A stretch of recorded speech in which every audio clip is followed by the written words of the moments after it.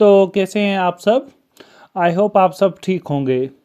तो जैसा कि आप लोग थंबनेल में देख चुके होंगे कि आज हम लोग मैथमेटिक्स की बात करेंगे क्लास 12th के बारे में। ठीक है, यानी कि जो जेके बोस में हमारा पेपर पूछा जाता है उस पेपर के बारे में बात कर लेते हैं और कौन कौन से क्वेश्चंस हमारे इम्पॉर्टेंट रहेंगे उन क्वेश्चंस के बारे में बात करेंगे। जैसा कि आप लोग जानते हैं कि हमारा जो मॉडल पेपर है जेके बोस ने प्रोवाइड किया है अपनी साइट के ऊपर, उस पेपर के बारे में हम लोग थोड़ी सी बात कर लेते हैं कि हमारा पैटर्न पेपर का क्या रहता है, हमारे कितने मार्क्स के क्वेश्चंस रहते हैं, ये सारी चीज़ें हम लोग डिस्कस कर लेते हैं। ठीक है, तो देखिए पहली बात अगर हम लोग यहाँ पर करें तो हमारे पास जो पेपर रहता है वो रहता है 80 मार्क्स का। ठीक है ना, यानी कि टोटल हमारा 100 मार्क्स का पेपर होता है और उसमें 20 मार्क्स आपके इंटरनल मार्क्स होते हैं। ठीक है, तो 80 मार्क्स का पेपर रहेगा। उसके बाद जो आपके लिए टाइम अलॉट होगा, ठीक है ना, टाइम अलॉट जो होगा दैट इज़ 3 आवर्स। ठीक है ना, 3 घंटे का पेपर रहेगा और उसमें जो हमारे पास क्वेश्चंस रहेंगे वो 4 तरह के होंगे, यानी कि सेक्शन ए बी सी और डी। ठीक है ना, ये सारे सेक्शंस हमारे पास कंपलसरी होंगे। और उसके बाद जब आप लोग देखेंगे हमारा सेक्शन ए, ठीक है ना, यानी कि जब हम लोग सेक्शन ए की बात करेंगे उसमें हमारे 10 क्वेश्चंस रहेंगे, यानी कि 1 से लेकर 10 तक क्वेश्चंस रहेंगे। और ये कौन से क्वेश्चंस होंगे, ये very short answer type questions होंगे। ठीक है ना, और हर एक का कितना मार्क्स होगा, हर एक का 1 मार्क्स होगा। ठीक है, हर एक का 1 मार्क्स होगा। उसके बाद हमारे पास क्या रहेगा, उसके बाद हमारे पास सेक्शन बी आ जाएगा। ठीक है, सेक्शन बी में हमारे पास कितने क्वेश्चंस होंगे, तो सेक्शन बी में भी हमारे 10 क्वेश्चंस होंगे। ठीक है, यानी कि क्वेश्चन नंबर 11 से लेकर क्वेश्चन नंबर 20 तक ये क्वेश्चंस होंगे। और ये वाले क्वेश्चंस हमारे पास कौन से होंगे, very short answer type question. ठीक है ना, और हर एक क्वेश्चन का कितना मार्क्स रहेगा, हर एक क्वेश्चन के 2 मार्क्स रहेंगे। ठीक है, उसके बाद जो हमारा सेक्शन सी रहेगा, ठीक है ना, जैसा कि आप लोग स्क्रीन पर देख रहे होंगे कि जो हमारा सेक्शन सी है, सेक्शन सी है उसमें कितने क्वेश्चंस होंगे, तो उसमें हमारे 8 क्वेश्चंस रहेंगे, 21 से लेकर 8 तक 28 तक।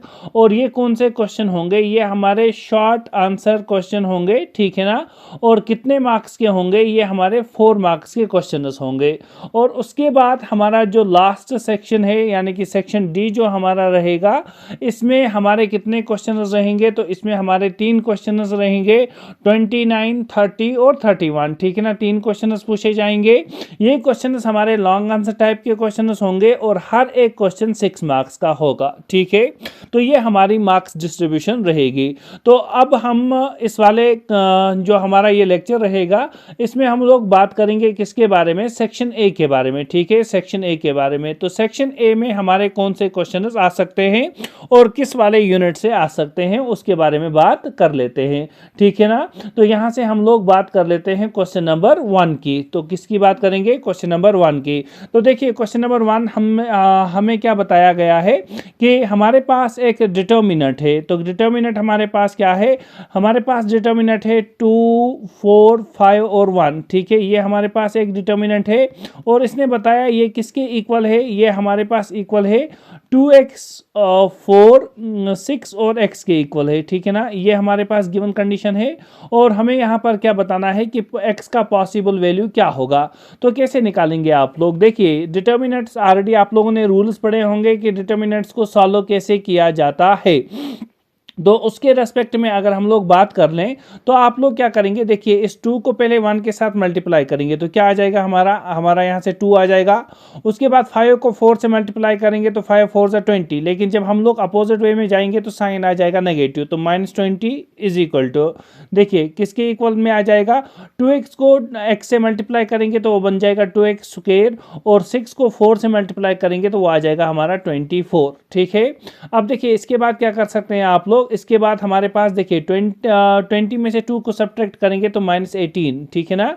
उसके बाद किसके इक्वल रहेगा हमारा, ये हो जाएगा 2x स्क्वायर -24। अब देखिए इसके बाद क्या करेंगे, इसको शिफ्ट कर दें, यानी कि हमारे पास जो 24 है इसको आप लोग लेफ्ट हैंड साइड में शिफ्ट कर दें तो क्या बनेगा, ये बन जाएगा +24 और -18 है हमारे पास इज इक्वल टू बन जाएगा 2x स्क्वायर, ठीक है। उसके बाद यहाँ से अगर हम लोग 24 - 18 करें तो कितना आ जाएगा हमारे पास 6 रहेगा is equal to 2x square, ठीक है। और यहाँ से अगर x स्क्वायर का वैल्यू निकालें तो 2 जाएगा डिवाइड में, तो 6/2 बन जाएगा 3 और x का वैल्यू क्या बन जाएगा, वो बनेगा हमारे पास +-√3। तो क्या कोई आंसर है, तो हमारे पास आंसर डी है, +√3 और -√3। तो ये हमारा करेक्ट आंसर रहेगा, ठीक है। अब हम लोग बात कर लेते हैं क्वेश्चन नंबर 2 के बारे में। तो देखिए क्वेश्चन नंबर 2 में क्या बताया गया है उसके बारे में थोड़ा सा जान लेते हैं। तो क्वेश्चन नंबर 2 में हमारे पास if A and B are non singular square matrix. तो देखिए नॉन सिंगुलर नाम तो आप लोगों ने ऑलरेडी सुना होगा, क्या होता है नॉन सिंगुलर। तो नॉन सिंगुलर की अगर हम बात करें, एक ऐसी मैट्रिक्स जिसका डिटर्मिनेंट 0 के इक्वल ना हो, तो मैंने कोई भी एक मैट्रिक्स ली है, ठीक है ना। अगर इसका डिटर्मिनेंट 0 नहीं है तो ये क्या बन जाएगा, ये बन जाएगा नॉन सिंगुलर। क्या बनेगा, नॉन सिंगुलर। इतना तो समझ में आया ना। उसके बाद क्या करेंगे यहाँ से, तो इसने बताया कि अगर हम लोग ए बी इनवर्स का होल इनवर्स कर दें तो वो किसके इक्वल आ जाएगा। तो आप लोगों ने एक प्रॉपर्टी पढ़ी होगी, तो मैं यहाँ पर लिख देता हूँ। प्रॉपर्टी आप लोगों ने क्या पढ़ा होगा कि ए बी का होल इनवर्स जो है वो रहता है किसके equal, B inverse A inverse, ठीक है ना, बी इनवर्स ए इनवर्स। तो वही प्रॉपर्टी हम लोग यहाँ पर यूज करेंगे। तो उस प्रॉपर्टी का यूज कर हमारे पास क्या आ जाएगा, हमारे पास सॉल्यूशन आ जाएगा। तो देखिए आप लोग मैं कैसे इस वाली प्रॉपर्टी को यूज करता हूँ। तो देखिए ए की जगह पर हमारे पास क्या है, ए है, और बी की जगह पर बी इनवर्स है। तो मैं लिख सकता हूँ ना कि ए बी का होल इनवर्स जो हमारे पास रहेगा वो होगा किसके इक्वल, वो रहेगा बी इनवर्स। तो बी इनवर्स की जगह क्या है, ऑलरेडी बी इनवर्स है, तो और इसका क्या आ जाएगा, होल इनवर्स, और इनटू क्या बनेगा हमारे पास, ए इनवर्स। अब उसके बाद आप लोगों ने पढ़ा होगा ऑलरेडी कि ए इनवर्स होल इनवर्स किसके इक्वल होता है, दैट इज इक्वल टू ए। तो बी इनवर्स होल इनवर्स किसके इक्वल रहेगा, बी के इक्वल, और हमारे पास साथ में क्या रहेगा, ए इनवर्स। तो ये इसका क्या आ जाएगा, ये इसका आंसर आ जाएगा। तो कोई पार्ट है इसमें ऐसा वाला बी ए इनवर्स, तो पार्ट नंबर सी इसका आंसर रहेगा, ठीक है। उसके बाद क्वेश्चन नंबर 3 की बात कर लेते हैं। तो क्वेश्चन नंबर 3 में क्या बताया गया है, ठीक है। तो क्वेश्चन नंबर 3 में बताया गया है the degree of the differential equation. एक डिफरेंशियल इक्वेशन है हमारे पास 1 + dy डिवाइड बाई dx का whole to the power of 2 है ना, इसकी डिग्री बतानी है। तो डिग्री हम लोग कैसे निकालते हैं डिफरेंशियल इक्वेशन की। तो अगर डिग्री की बात करें हम लोग, तो डिग्री क्या होता है, डिग्री डिफरेंशियल इक्वेशन में डिग्री होता है हाईएस्ट पावर। क्या होता है, हाईएस्ट पावर, या तो हाईएस्ट एक्सपोनेंट, ठीक है ना।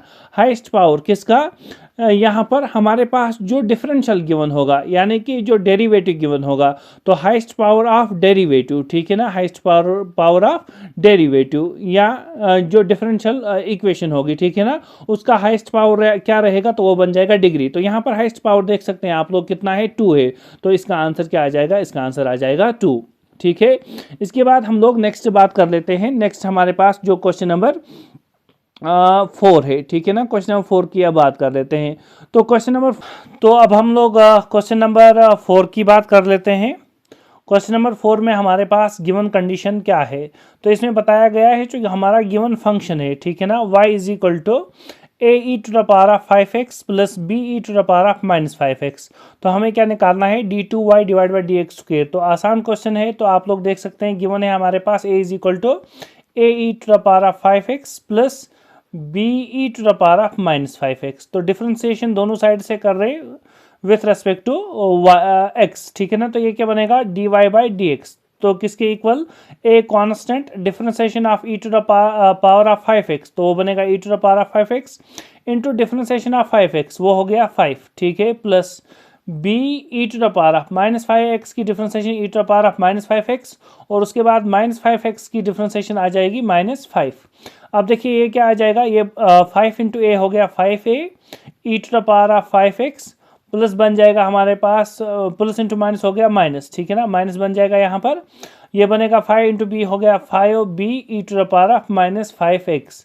इसके बाद क्या करेंगे 5, देखिए उसके बाद हम लोग डबल डिफ्रेंसिएशन कर देते हैं, तो ये क्या बनेगा d2y divide by D x square. तो दूसरी डिफ्रेंसिएशन देखिए 5 तो बाहर है, ए भी बाहर है, कांस्टेंट दोनों हैं, तो e to the power of 5x की differentiation e to the power of 5x into differentiation of 5x आ जाएगा 5 minus 5 as it is, b as it is, differentiation of e to the power of -5x बन जाएगा e to the power of -5x और into differentiation of -5x is -5।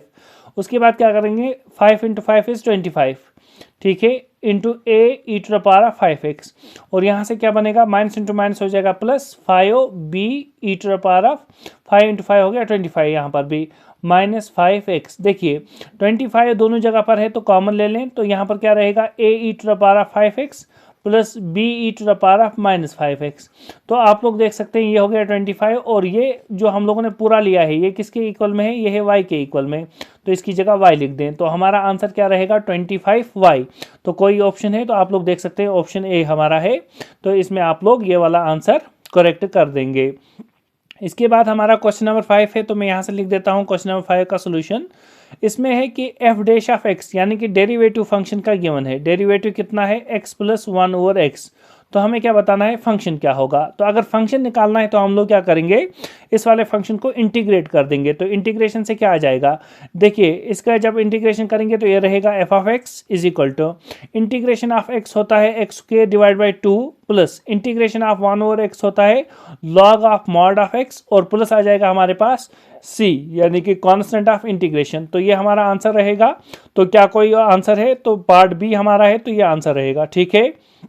इसके बाद question number C की बात कर लेते हैं, तो इसमें बताया गया है जो हमारे पास इंक्रीजिंग है किसका रेट ऑफ इंक्रीजिंग एट यानी कि radius of a circle is increasing at the rate of 0.5 centimetre पर सेकेंड। तो जो हमारे पास गिवन है यानी कि D r divide by D T rate of change of radius वो कितना है 0.5। हमें क्या निकालना है, हमें निकालना है then rate of increase of it circumference, तो हमें निकालना है D C divide by D T यानी कि सर्कमफ्रेंस कितना क्या हो रहा है चेंज हो रहा है या तो इंक्रीज हो रहा है। तो देखिए इसको मैं ऐसे लिख सकता हूँ ना D by D T of circumference का फार्मूला क्या है 2 पाई आर, ठीक है 2 पाई तो कांस्टेंट आ गया, ये बाहर आ जाएगा, डिफरेंशिएशन किसकी हो जाएगी आर की, तो आर की डिफरेंशिएशन तो वो बन जाएगा 2 pi d r divide by D t है ऑलरेडी गिवन 0.5, तो इसको लिख सकते हैं हम लोग 2 पाई 0.5 को लिखेंगे 1/2, 2 और 2 हो गया कैंसिल, तो पाई यहाँ पर आंसर आ जाएगा। तो पाई सेंटीमीटर से हमारा सर्कमफ्रेंस बढ़ेगा, तो यहाँ पर आंसर क्या आ जाएगा पाई सेंटीमीटर, ठीक है। इसके बाद हम लोग नेक्स्ट क्वेश्चन की बात कर लेते हैं। तो नेक्स्ट क्वेश्चन हमारे पास क्या है, that is actually question number 7, ठीक है। क्वेश्चन नंबर 7 को आप लोग देख लें। क्वेश्चन नंबर 7 में क्या बताया गया है e to the power of x into 1 plus X, इसकी इंटीग्रेशन करनी है divide by cos square x E to the power of X D X is equal to. तो आप लोग देख सकते हैं पहले ही डिनोमिनेटर में हमारे पास जो थीटा है उसकी जगह पर हमारे पास प्रोडक्ट ऑफ टू फंक्शंस है। तो इसके लिए मैं क्या करूँगा, यहाँ पर मैंने सपोज कर लिया कि हमारे पास जो X E to the power of x है ये किसके इक्वल में है, ये टी के इक्वल में है, ठीक है। उसके बाद अगर इसकी डिफ्रेंसिएशन कर दें तो क्या आ जाएगा, देखिए यहाँ से बनेगा प्रोडक्ट ऑफ टू फंक्शंस, तो इट मीन्स प्रोडक्ट रूल लग जाएगा। तो प्रोडक्ट रूल क्या है हमारे पास, first as it is differentiation of second, तो second e to the power of x है वो बनेगा e to the power of x ही plus second as it is, तो e to the power of x as it is differentiation of first, तो x की differentiation with respect to x बन जाएगा 1, तो लिखने की जरूरत नहीं है। तो राइट हैंड साइड हमारा क्या बनेगा D T divide by D x, ठीक है ना। इसके बाद देखिए क्या हो जाएगा, ये dx का वैल्यू अगर मैं निकालूं तो आ गया मल्टीप्लाई में, तो ये पूरा जाएगा डिवाइड में, तो बनेगा dt divided by x E to the power of x plus E to the power of x। अब देखिए यहाँ से मैं क्या लिख सकता हूँ dt डिवाइड बाय, अगर मैं e to the power of x को कॉमन ले लूँ तो ये बनेगा x प्लस 1 है ना, या आप लोग इसको ऐसे भी लिख सकते हैं dt divide by E to the power of x into 1 plus X, ठीक है। तो सेम दोनों है हमारे पास। अब देखिए अब इनकी जगह पर ये वाले वैल्यूज़ लिख दें तो हमारे पास क्या बन जाएगा, जो इंटीग्रेशन है किसकी इंटीग्रेशन हमें निकालना है e to the power of x into 1 plus x divided by क्या करना है cos of square x E to the power of x की जगह लिखूंगा मैं टी, ठीक है ना, इंटू क्या करेंगे डी एक्स, तो डी एक्स की जगह वैल्यू आ चुका है, वो कितना आएगा D T divided by E to the power of X into one plus X, ठीक है। ये दोनों हो गए कैंसिल, तो क्या रहा, तो मैं यहाँ से लिख देता हूँ कि हमारे पास रहा इंटीग्रेशन ऑफ, इंटीग्रेशन किसकी, D T divided by cos of square T. तो देखिए कॉस ऑफ स्क्वायर टी को मैं ऐसे लिख सकता हूँ ना कि integration of sake of square T, sake of square T, और साथ में क्या रहेगा डी टी, क्योंकि वन बाय कॉस होता है सेक, तो हो गया ना ये, सेक की इंटीग्रेशन होती है टेन, तो सेक स्क्वायर टी की इंटीग्रेशन आएगी टेन ऑफ टी, ठीक है ना, और प्लस क्या आ जाएगा कांस्टेंट, तो वो बनेगा टेन ऑफ टी की जगह पर हम लोगों ने लिया है X E to the power of X, X E to the power of X, ठीक है ना, प्लस क्या रहेगा सी। तो हमारे पास जो आंसर रहेगा वो कौन सा होगा, वो होगा हमारे पास ये वाला ऑप्शन फर्स्ट, यानी कि tan of x E to the power of x plus c, ठीक है, ये हमारा आंसर रहेगा इस वाले क्वेश्चन के लिए। तो अब हम लोग क्वेश्चन नंबर 8 के बारे में बात कर लेते हैं। क्वेश्चन नंबर 8 में हमसे पूछा गया है the value of P for which P of I plus J plus के केफ इज़ अ यूनिट वेक्टर। देखिए यहाँ पर हमें क्या बताना है, पी का वैल्यू बताना है, जिसमें हमारे पास इसने बताया है कि ये हमारा एक यूनिट वेक्टर है, ठीक है ना, यूनिट वेक्टर एक है हमारा। तो कैसे निकालेंगे, देखिए यहाँ पर पी को मल्टीप्लाई कर दें तो बन जाएगा पी आई केप प्लस बन जाएगा पी जे केप, ठीक है ना, प्लस हमारे पास पी के केप। तो इसका अगर मॉडुलस निकालें तो वो आना चाहिए हमारे पास 1 के इक्वल में, ठीक है। और अगर इसका मॉडुलस हम लोग निकालना चाहें तो मॉडुलस कैसे निकाल सकते हैं, वो बन जाएगा स्क्वायर रूट ऑफ, देखिए यहाँ पर पी है, यहाँ पर भी पी है और यहाँ पर भी पी है, तो यहाँ पर भी बन जाएगा पी का स्क्वायर प्लस बन जाएगा पी का स्क्वायर प्लस बन जाएगा पी का स्क्वायर, ठीक है, किसके इक्वल होना चाहिए 1 के इक्वल। तो यहाँ पर आप लोग देख सकते हैं ये कितने पी स्क्वायर आ गए, तो 3 पी स्क्वायर आ गया और उसके बाद स्क्वायर रूट है, ठीक है ना, ये किसके इक्वल आ जाएगा 1 के इक्वल। तो यहाँ से p का स्क्वायर और रूट हो गया कैंसिल, तो स्क्वायर रूट रहा हमारे पास 3 के लिए और मल्टीप्लाई में आ जाएगा p इज इक्वल टू 1। तो यहाँ से आप लोग बता सकते हैं कि जो p का वैल्यू है वो कितना आया 1 divide by square root of 3, ठीक है। तो ये हमारे पास p का वैल्यू आ गया। तो आप लोग देखिए अगर यहाँ पर समझ में नहीं आ रहा है तो आप लोग ऐसे भी समझ सकते हैं कि अगर हमारे पास एक वेक्टर है a i cap plus b j cap, ठीक है ना, और प्लस सी के केप, तो अगर इसका मैग्नीट्यूड निकालना है तो वो किसके इक्वल आ जाएगा, वो बन जाएगा square root of A square plus B square plus C square, ठीक है ना। तो ये हमारे पास ऐसे मैग्नीट्यूड निकलता है, तो ऐसे ही मैंने यहाँ से भी आपको मैग्नीट्यूड निकालना सिखा दिया, ठीक है ना। तो यहाँ पर आंसर क्या आ जाएगा हमारे पास 1 divide by square root of 3, ठीक है, पार्ट नंबर बी वाला। तो अब हम लोग क्वेश्चन नंबर 9 के बारे में बात कर लेते हैं। क्वेश्चन नंबर 9 में क्या है बताया गया है, vector equation of X Y plane is, X Y plane है हमारे पास, ठीक है, इसकी वेक्टर इक्वेशन बतानी है। तो अगर एक प्लेन है आप लोगों के पास, एक प्लेन मैंने ये ले लिया, ठीक है, इसकी इक्वेशन अगर मुझे बतानी है तो इस पर जो पॉइंट है ये हमें पता होना चाहिए, ठीक है ना, एक तो पॉइंट हमें पता होना चाहिए, और जो हमारे पास यूनिट वेक्टर होगा, क्या होगा यूनिट वेक्टर, या तो आप लोग बता सकते हैं कि यहाँ पर जो हमारे पास नॉर्मल वेक्टर रहेगा, ठीक है, नॉर्मल वेक्टर अगर मैं n लिख रहा हूँ तो ये अगर आप लोगों को पता है और इस पॉइंट का पोजीशन वेक्टर पता है तो आप लोग कैसे निकाल सकते हैं, तो आप लोगों को क्या करना है, जो हमारे पास वेरिएबल वेक्टर है, ठीक है ना, वेरिएबल वेक्टर जिसको हम लोग r से रिप्रेजेंट करते हैं, तो r को एक तो n कैप से मल्टीप्लाई करें, डॉट प्रोडक्ट करें, वो इक्वल होना चाहिए किसके, जब हम लोग इस वेक्टर ए को किससे मल्टीप्लाई करें, n से मल्टीप्लाई करें, ठीक है, यानी कि डॉट प्रोडक्ट इसका ले लें, तो ये हमारे पास आता है रिजल्ट। अब इसमें एक्स वाई प्लेन है, एक्स वाई प्लेन है हमारे पास, ठीक है ना, और इसका देखिए परपेंडिकुलर जो होगा दैट विल बी जेड, ठीक है ना, तो ये हमारा जेड में जो यूनिट वेक्टर होता है वो होता है के केप,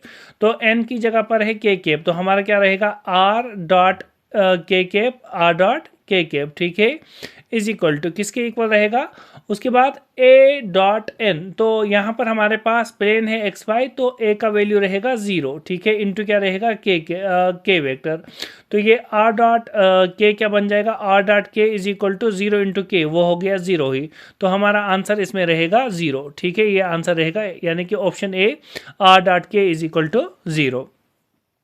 उसके बाद हम लोग नेक्स्ट बात कर लेते हैं क्वेश्चन नंबर 10 के बारे में। तो क्वेश्चन नंबर 10 में बताया है the feasible region for LPP is shown below, यानी कि जो हमारे पास लीनियर प्रोग्रामिंग का ये क्वेश्चन है हमारा, ठीक है।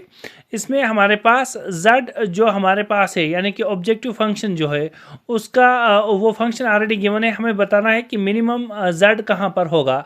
तो मिनिमम z कहाँ पर होगा, तो आप लोग हर एक पॉइंट को यूज़ कर दें और यहाँ पर वैल्यूज़ डाल दें। देखिए z का वैल्यू क्या आ सकता है, जब हम लोग 0,0 डाल देंगे, ये वाला पॉइंट डाल देंगे तो x का वैल्यू भी 0, y का वैल्यू भी 0, तो 3 इंटू 0 हो गया 0, -4 इंटू 0 हो गया 0, तो आंसर आ जाएगा 0। या अगर हम लोग दूसरा पॉइंट देख लें, यहाँ पर देखिए 0,8, तो x की जगह 0, y की जगह 8, तो 4 8 बन जाएगा 32, तो आ गया z का वैल्यू कितना, -32।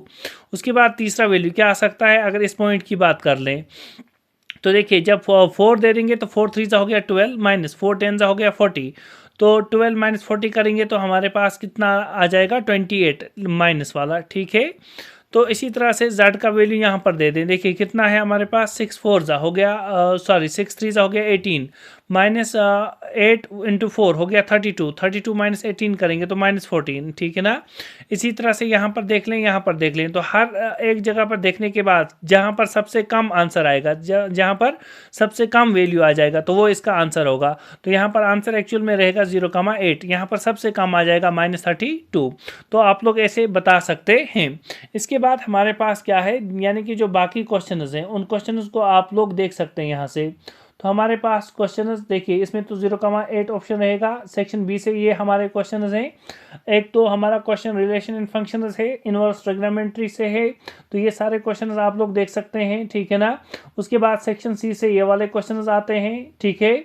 और उसके बाद हमारे क्वेश्चन आप लोग देख सकते हैं बाकी के कौन कौन से क्वेश्चंस आ रहे हैं हमारे, ठीक है, और कहाँ कहाँ से आ रहे हैं। उसके बाद सेक्शन डी में ये वाले क्वेश्चंस हमारे कुछ हैं। तो अगर आप लोग चाहते हैं कि मैं इनका सोल्यूशन भी अपलोड कर दूं तो आप लोग मुझे कमेंट सेक्शन में ज़रूर बता दें। तो आई होप आप लोगों को ये वाला सेशन समझ में आया होगा। अगर समझ में आया है तो वीडियो को ज़रूर लाइक कर लें। Thank you.